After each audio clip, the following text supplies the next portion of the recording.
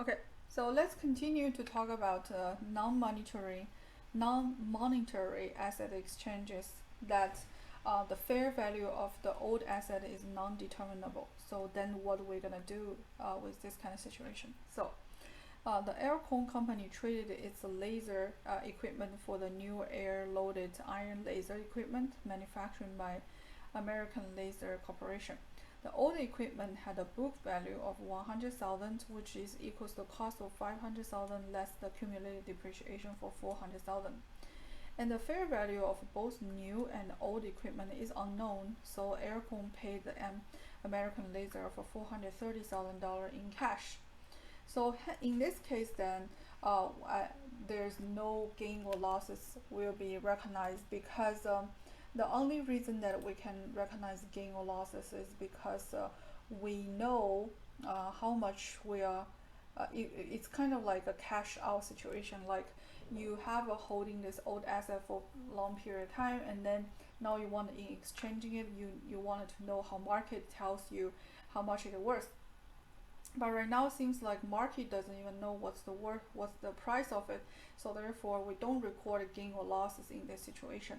What we do is, as always, first we get rid of the old machine, laser machine of the book, and then we record the cash payment, and then we park everything left over on the new equipment, okay, which is $530,000. So in other words, $530, how did it come up, is gonna be the book value, net book value, carrying value of the old plus cash payment. Okay, so then there's another exchanging situation, which is a lack of commercial substance. So then what we do with it? So what is the lack of commercial substance? That's often happens in a non-monetary exchanging, because a non-monetary exchanging is often considered as a commercial absence if the future cash flow will change in the result of the exchange.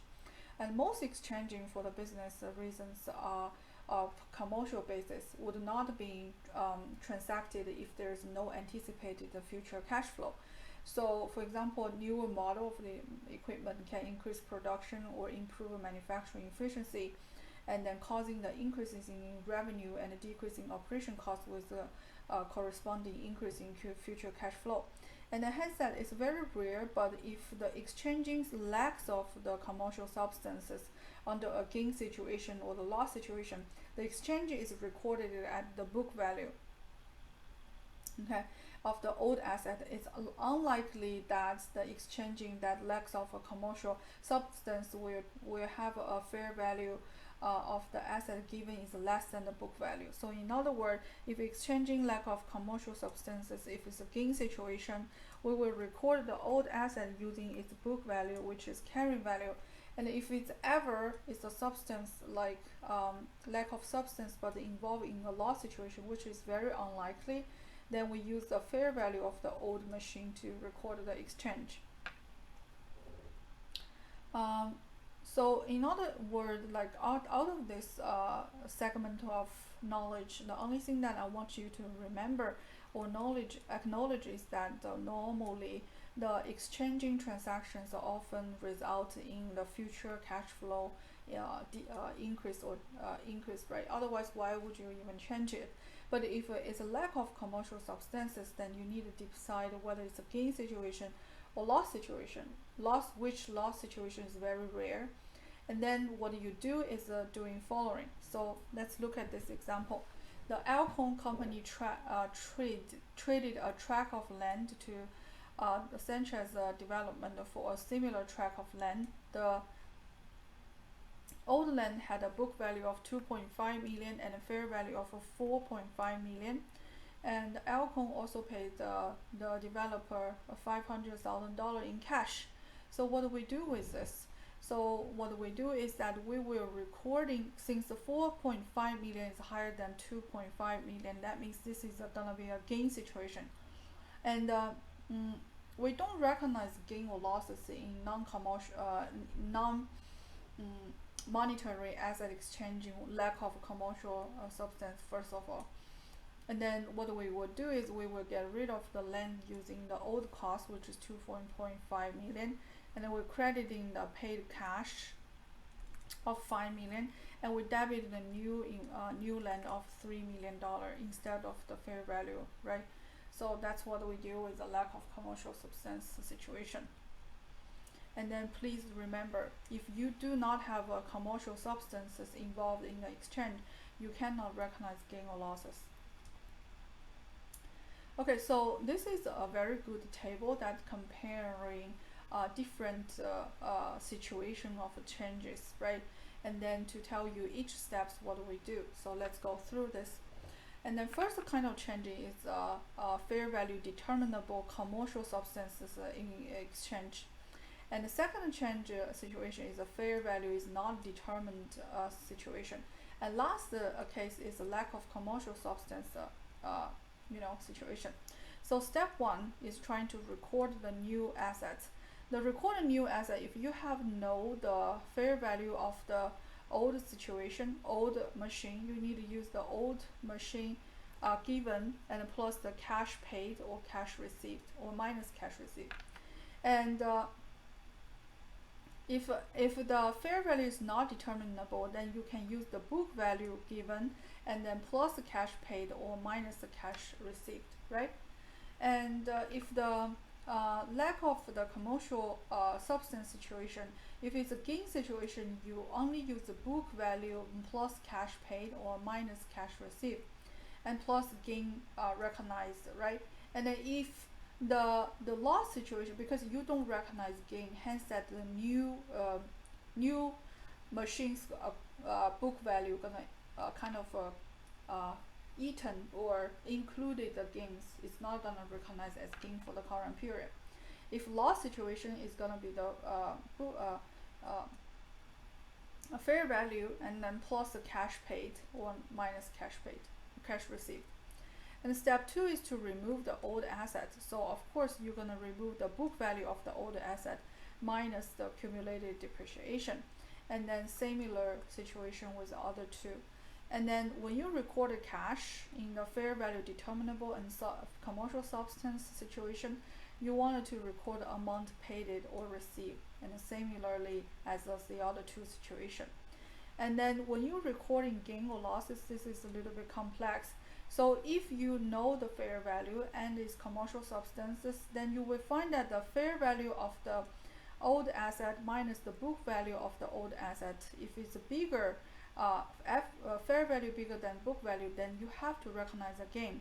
If a fair value smaller than the book value, you will recognize loss. And then, but on the fair value not a determinable situation, we don't want to recognize gain or losses. And in the lack of commercial substances situation, even though we know what kind of gain we have, it's only used to determine what kind of value that we use to record in the asset instead of recognize gain or losses. Okay, so let's go to object 10.7, which is we wanted to learn things about how to measure self-constructed assets, right? A company might decide to construct an asset for its own use rather than buying from someone else. And identify the cost is very difficult because there's no external transaction to establish an exchanging price for that asset you developed. So the critical accounting issue in these kind of instances is identify the cost of self-constructed assets. And the task is more difficult than the purchase asset because there is no external transaction to establish an exchanging price. So actually there's a two difficulty situation here. One is determine the amount of indirect manufacturing cost, which we call overhead.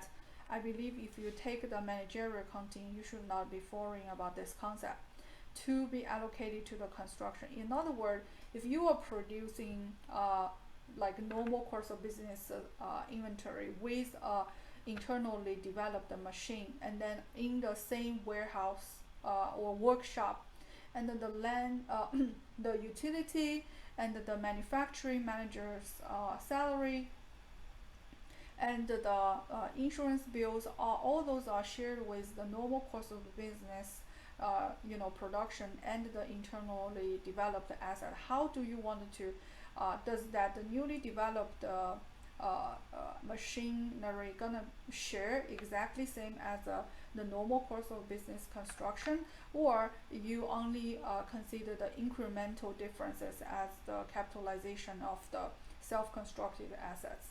And then the second situation is difficult is deciding on the proper treatment of the interest, right?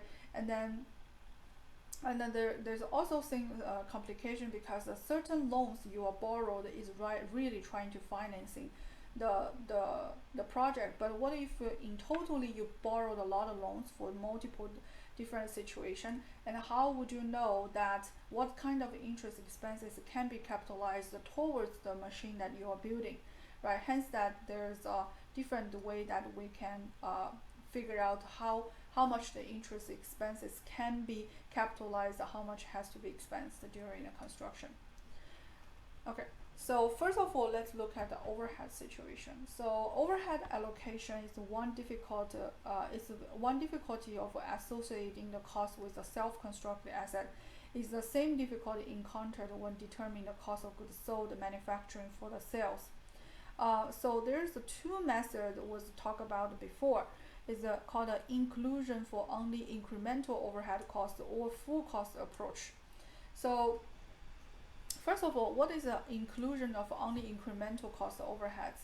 This means that some people believe that the inclusion of only the incremental overhead costs into the total construction of self-developed asset is fair, because the assets cost could include only those additional costs that are incurred, because the decision to constructing the asset is out of the normal business transactions. This would excluding such as indirect costs as depreciation or salary of the supervisor that would incur whether or not the construction project is being taken, right? If, however, a new construction supervisor was hired specifically for the work on the self-constructed asset, in that scenario, his salary has to be included in the asset cost. So in other words, this inclusion method is to comparing without this, with or without this self-constructed asset going on. What's the difference between the with construction or without construction? If there is a difference, then that difference being categorized as the capitalization of that asset. If not, then every business as usual, those costs overhead allocation, overhead cost has already been allocated to normal course of business. Okay, and another group of people believe a full cost approach is more appropriate because they believe the assigning overhead on the same basis that is used for regular manufacturing is more correct.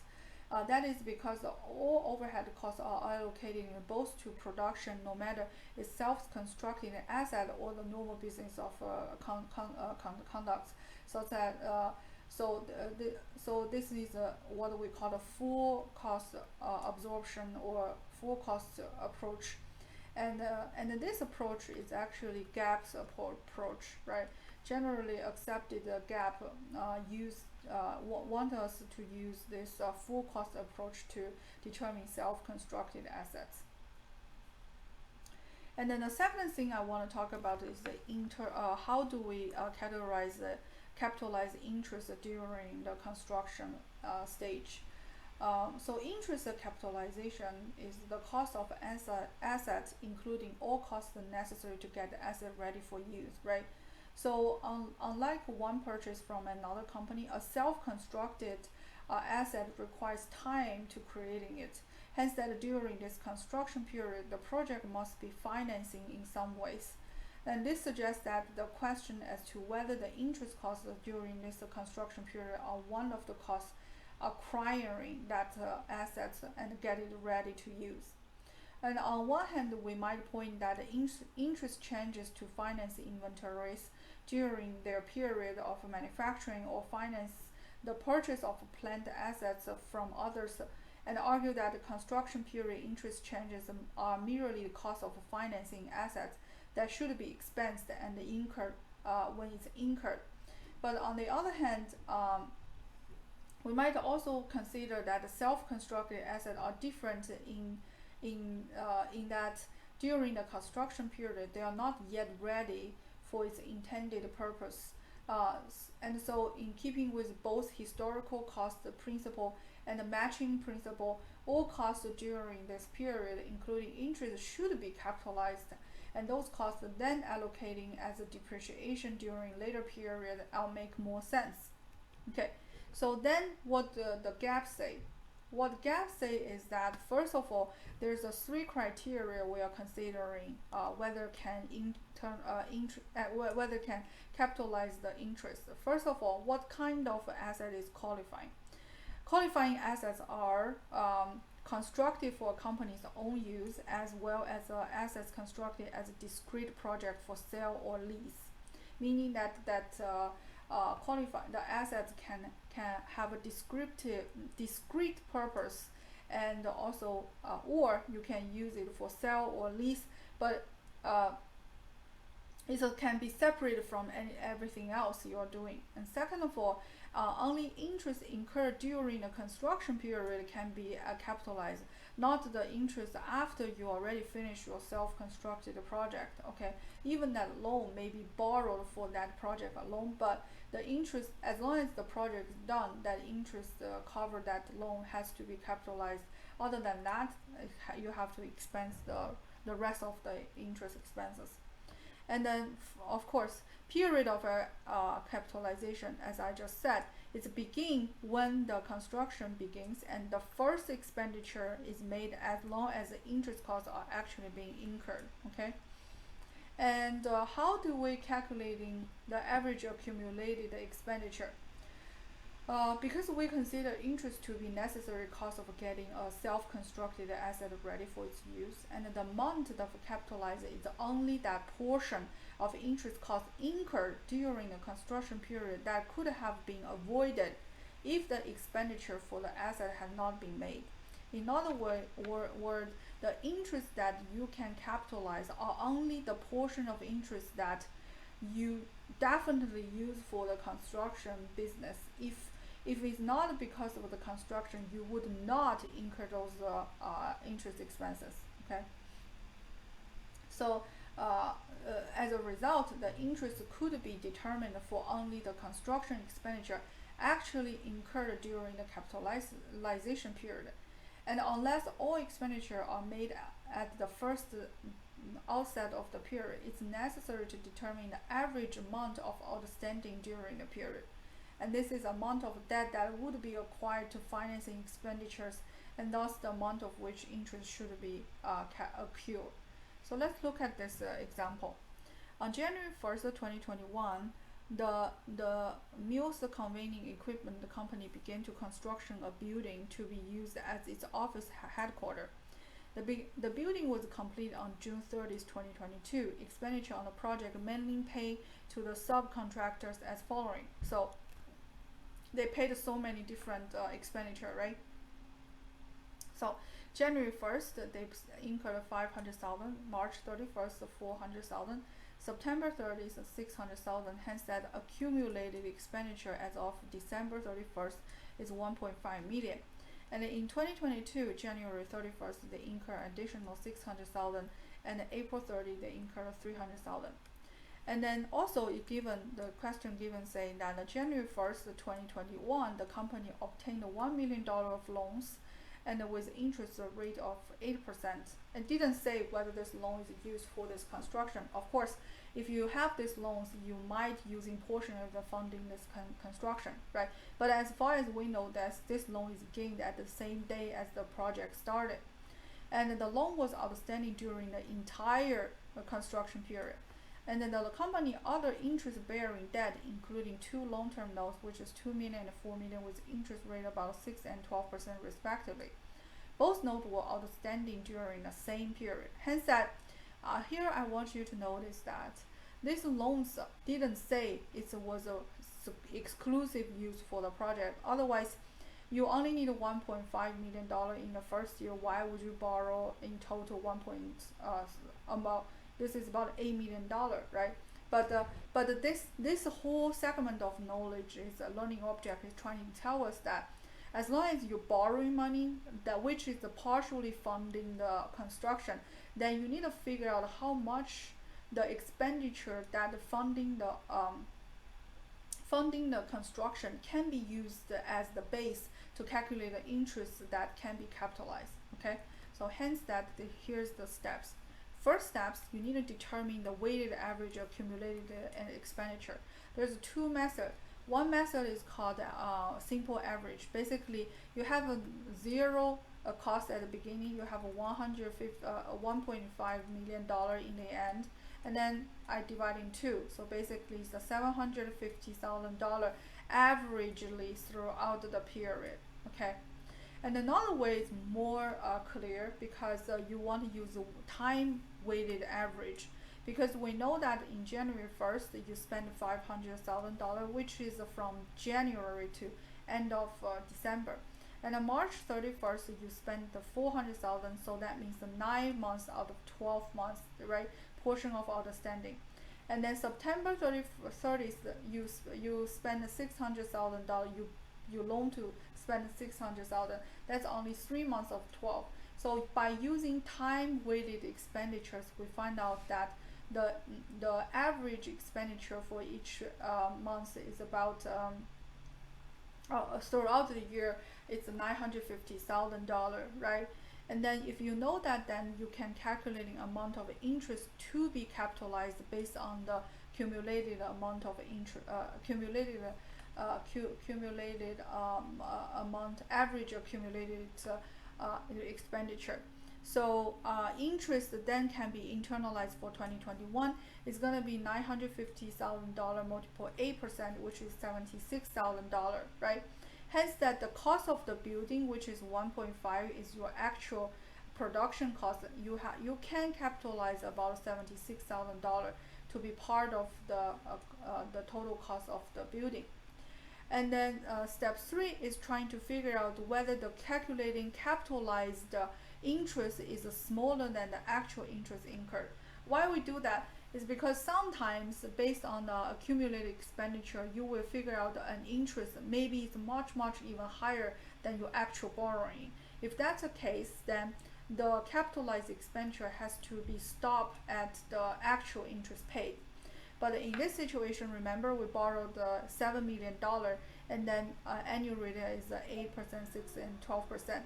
And we find out that the actual interest incurred in 2021 is actually $680,000, which is much bigger than $76,000. So therefore, we can feel very easy and very happy to capitalize this $76,000. If on the other hand, if we base on the step 1 and step 2 and find out the calculated interest is $760,000, then we cannot capitalize every penny of $760.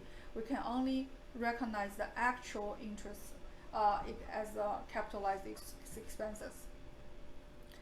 And also you can do the same thing for the 2022. And some people think that, well, why did you only use 1% here, right? It's not very good, or you can actually this is not very fair. We can calculating average interest rate. So we call what we just saw specific interest method, which is a method of determining amount of interest to capitalize by using rate from specific loan to the extent of the specific borrowing before using average rate of debt is called specific interest method. Another one you can call it the weighted average interest method. Is basically saying that we are borrowing 1 million at 8%, 2 million at 6%, 4 million at 12%. Hence that the weighted average of interest should be the actual interest rate dividing total borrowing amount is actually 9.7%. So we should apply this 9.7% to the to this number here, to this number, to 950 instead of 8%. Okay. Okay. So the next learning object is gonna dealing with the research and development costs during the internal developed assets. As I hope you remember in financial accounting that the big methodology doctrine of capitalized R&D is that we do not capitalize it, right, in nutshell. And then so here has a little bit of a little bit smaller differences between financial accounting and intermediate accounting, such as we wanted to clearly define what is a research cost and what is the development cost. Okay, so first of all, research cost is called the planned search and critical investigation to discover new knowledge that helps developing a new product or service or new process or techniques that improving existing product or process.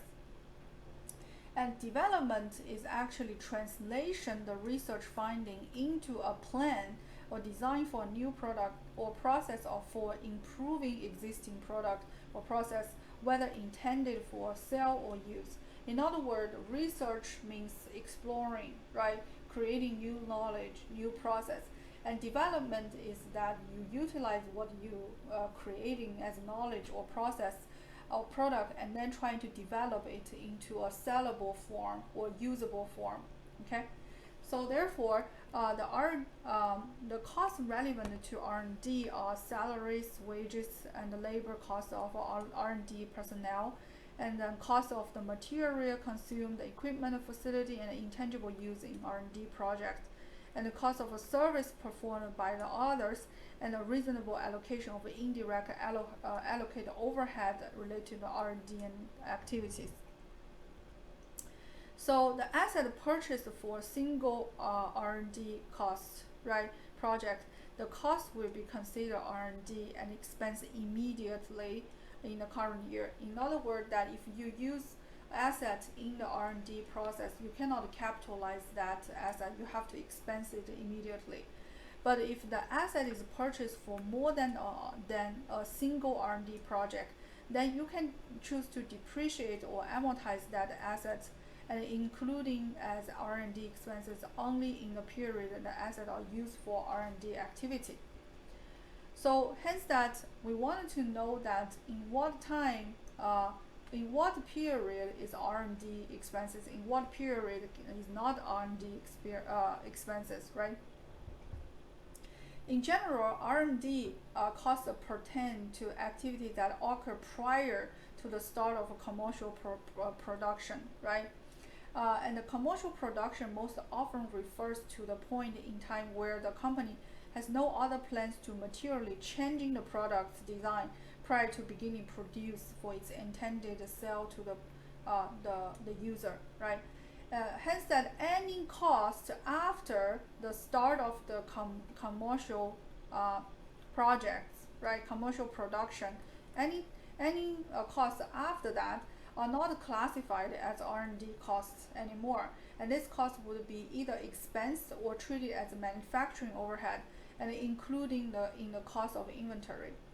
And then, so for example, R&D costs, so non-R&D costs are such as engineering followed through in an early phase of commercial production, and or quality control during commercial production, including routine tests of the products. And those costs can be considered as the cost of inventory, right? And all routine ongoing effort to refine, enrich, and otherwise improve quality of existing products, or adaptation of an existing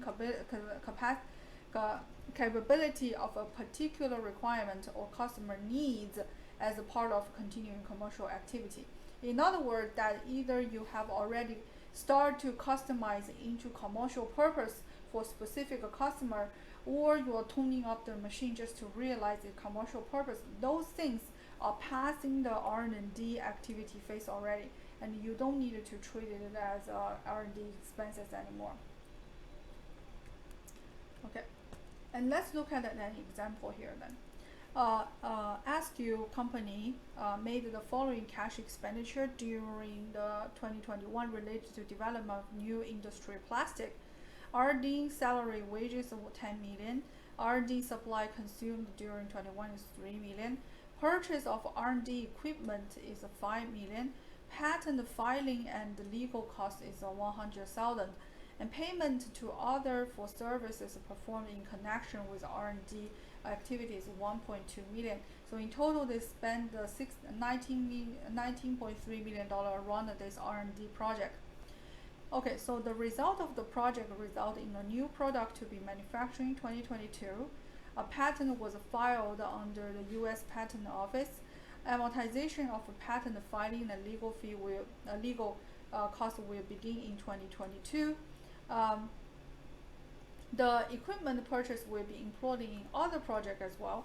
Depreciation on the equipment was $500,000. Okay, so first of all, we know that the R&D cost in this whole list should only be the R&D salary, wages, and R&D supplies consumed exclusively for this design, research and design development, and the payment to other services performed in connection with the R&D expenditures. So therefore, we know that debit R&D expenses for only $14.2 million and a credit in cash for $42.2 million. And then what happened to the purchased equipment? What happened to this one?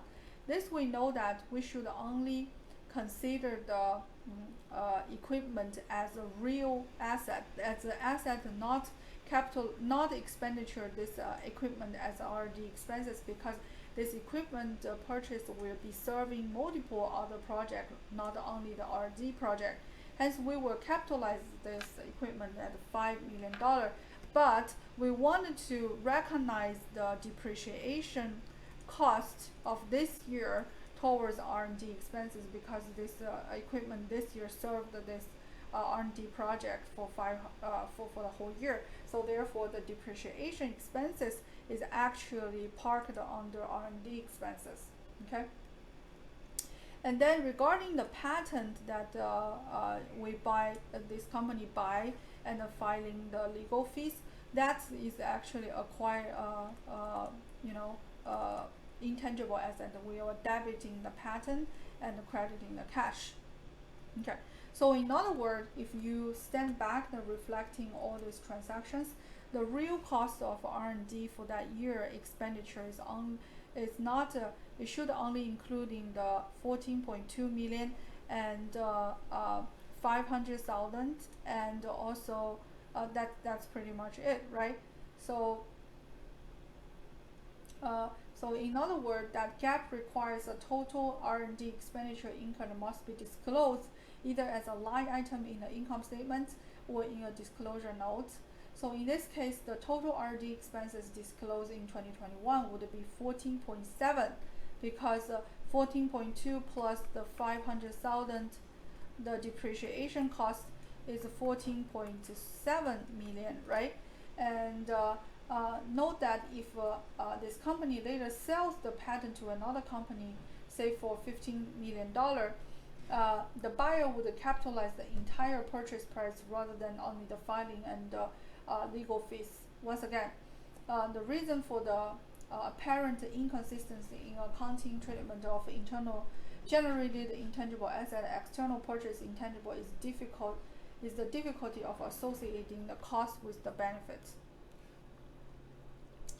Okay, so the difference between US GAAP and IFRS is that on the US GAAP, the research and development activity are not treated distinctly from each other. However, in IFRS, the research expenditure are indeed expensed right away, but the development expenditure that meet specific criteria can be capitalized as an intangible asset. That's the difference between GAAP and IFRS. Okay, so then let's look at so how do we consider the software development cases, right? Because it's not something tangible, and then how does the software company can capitalize it, when they can capitalize, or what kind of cost is R&D cost, what kind of cost is non-R&D cost? Okay, so GAAP established a timeline for purpose of accounting for software development. Any software cost incurred from initially development until the technology feasibility of the software is treated as R&D costs, which is expensible immediately. And then the technology feasibility refers to a situation that a point of time that when the enterprise has completed all its planning, design, coding, and testing activities that are necessary to establish the product can produce to meet its design specification, including function, feature, technical, and performance. So here you go. Now, when the enterprise has completed all these phases and make sure that the product can produce and meets the design specification, including function, feature, and technical performance, then that means it's a technological feasibility. And then, so if the cost happened, let's say this is after this is a technological feasibility, but before the product release, right? This cost including items such as the further coding, testing, and the production of product matters. Any costs incurred after the software release, okay, generally are expensed but not as a part of R&D, okay? And then so if you have any cost between the feasibility until the product release, this cost can be capitalized immediately, okay? Such as you can treat it as intangible assets. And this is actually cost including further coding, testing, production, and product matters, right? And after you put it into commercial production, and then those costs cannot be R&D costs, it can be inventory costs, right? And until you sell the product. So in other words, this illustration shows that R&D timeline and introduced earlier in the chapter modified to including the point at which the technological feasibility is established. And the only costs incurred between the technology feasibility and the software release date can be capitalized. Okay, so then also I want to talk about a little bit about the cloud computing arrangement. The cost of cloud computing arrangements are treated as a purchase of intangible asset if the customer has a contractual right to take possession of the software without significant penalty, or the customer could run the software on its own and with an unrelated vendor. If either of these criteria is not met, the arrangement is treated as a service contract and it has to be expensed right away. Okay. Okay. So let's look at the R&D performed for other or startup costs, right? So R&D performed for others, it means that the principle requiring an immediately expensing of R&D does not apply to company that perform R&D for other company under contract. So for example, you contracting research company help you to developing some medicine. And in this situation, the R&D costs are capitalized as an inventory during the period until the project is completed. You can expense it, okay? The justification for this kind of treatment is that the benefits of this expenditure are the contract revenue that will eventually be recognized, right? The income from these contracts can be recognized over time, or at a point of in time, depending on specific of the contract. So if you are providing R&D services to other companies, then you spending money on this research development activity, you can put all those expenditure under as inventory. And then once you get paid, you're gonna recognize revenue during a period. Once you get paid, you will treat them, those R&D expenses, as cost of goods sold. And another situation is that when a company introduces new product or services or commons business in a new territory or new customer, it incurs a startup costs, right? The startup costs are costs such as like organizational costs, such as legal fees, right? So some sort of one-time pre-opening costs. And as with R&D costs, similar, right? As R&D costs, the company are required to expense all of this cost in the period is occurring, and this startup cost and the organization rather than capitalize them as assets.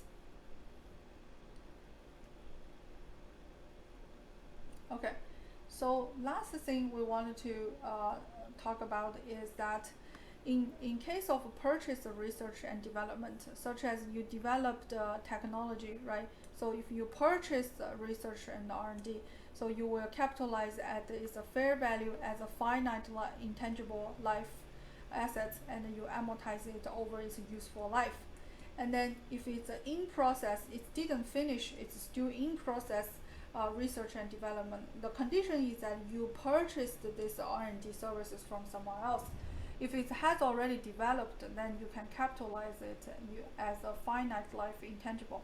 But it's still in process of R&D, then you can capitalize the fair value of in-process R&D as indefinite life intangible assets. And any R&D costs that incurred after the acquisition are expensed immediately. Once the R&D project become your own, right? You own this R&D expenses, R&D project. Then if you continue incur any costs, it's gonna be expensed. And further talk a little bit more about the startup costs. Startup costs are including organization costs related to organizing a new entity, such as legal fees and state filing fees to incorporate. So the companies are required to expense all the costs related to the company's startup and organization activity in the period occurring, rather than capitalize those assets as an assets. And in other words, that the startup cost is not gonna be capitalized fees, right? So prior to 1999, company often capitalize the startup cost until new business started, right? But now R&D, just the same as R&D expenditure, companies are required to expense all the costs related to companies' startup or organization activities in the period when you need those activities. You cannot capitalize anymore. Okay, so this is a rather long and complicated chapter. We have in total about 8 learning objectives, but I will actually focus on a couple of them, and I will cover it in the class. Okay, and I will see you guys in class. Thank you.